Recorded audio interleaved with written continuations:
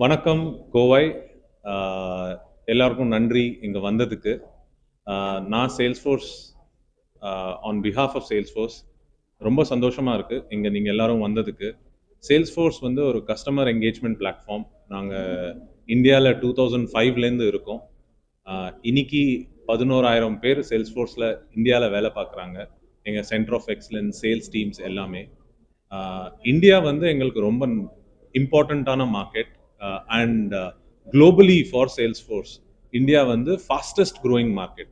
35% year on year new growth business நடந்துட்டு இருக்கு எங்களுக்கு வந்து. அண்ட் அதில் Coimbatore is one of our top 5 emerging markets. In fact, we are seeing great growth in Coimbatore.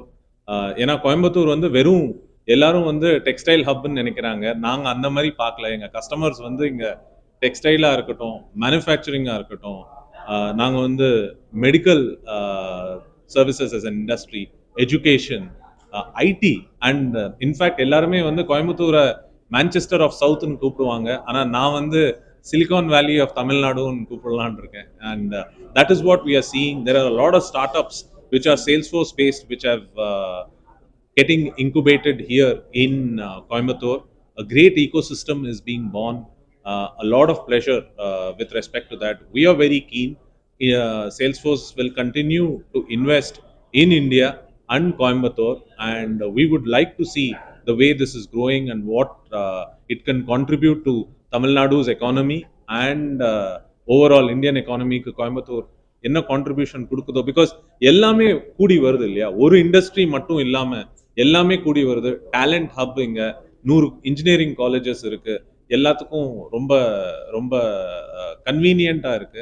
அதனால thanks for this opportunity and we are very excited.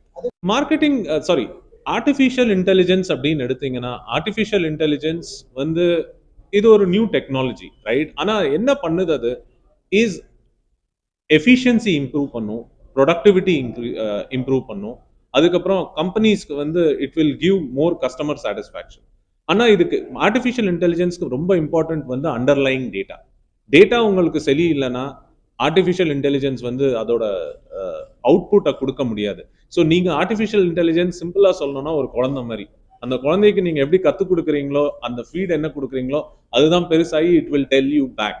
So data is very important for artificial intelligence, how you want to leverage it.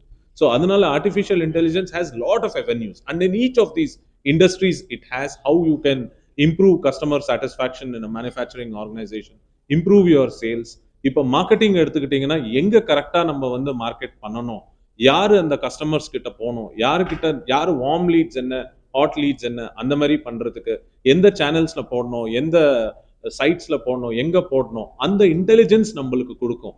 ஆனா அது பண்றதுக்கு digital டிரான்ஸ்ஃபர்மேஷன்ன்றது ரொம்ப முக்கியம். Organisations அதை முதல்ல பண்ணணும்.